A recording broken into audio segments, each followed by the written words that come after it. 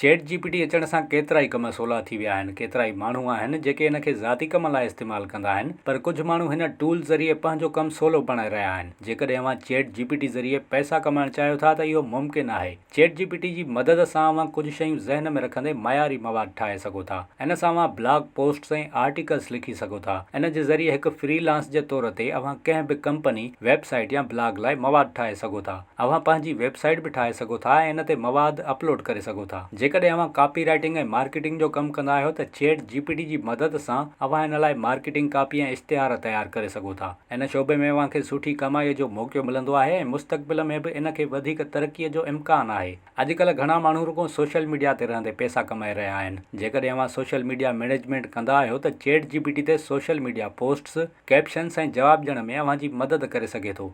इन सां अव्हां जी पोस्ट जी रीच ऐं मयार वधी वेंदो ऐं अव्हां खे वधीक कमाइण जो मौक़ो मिलंदो। चैट जीपीटी घणो करे सवालनि जा दुरुस्त जवाब ॾींदो आहे। इन सूरत में हीअ अव्हां लाइ रहनुमाई जो कमु करे सघे थो। इन सां अव्हां खे हर मज़मून जे सवालनि जा जवाब हासिल करण में मदद मिलंदी। अहिड़ी सूरत में अव्हां इन खे ॿारनि खे ट्यूशन ॾियण लाइ बि इस्तेमालु करे सघो था। अॼुकल्ह ॿोलियुनि जे तर्जुमे जो कमु बि मक़बूल आहे ऐं मुख़्तलिफ़ कारोबारनि में इन जी ज़बरदस्त घुर्ज आहे। घणा माण्हू तर्जुमे ज़रिए पैसा कमाए रहिया आहिनि। जेकॾहिं अव्हां चैट जीपीटी खे तर्जुमे लाइ इस्तेमालु कंदा आहियो त अव्हां जो कमु सवलो थी वेंदो ऐं पंहिंजे प्रोजेक्ट्स खे तेज़ीअ सां मुकमल करे सघंदा। ख़्यालु रहे त जेकॾहिं अव्हां खे चैट जीपीटी हलाइण में ॾुखियाई थी रही आहे या अव्हां इन सां चैट करे घुर्बल नतीजा हासिल न पिया करे सघो त अव्हां खे प्रम्प्टिंग सिखणु घुर्जे। प्रम्प्टिंग अॼुकल्ह मक़बूल आहे छो त आर्टिफिशियल इंटेलिजेंस तरक़ी करे रही आहे ऐं हर पासे AI खे इस्तेमालु करण लाइ बि महारत जी ज़रूरत आहे। प्रम्प्टिंग जी सिख्या मुफ़्त ॾिनी वेंदी आहे ऐं अव्हां बि ऑनलाइन प्रम्प्टिंग सिखी महारत हासिल करे सघो था। विज़िट कयो अवामी आवाज़ मीडिया ग्रुप जी वेबसाइट awamiawaz.pk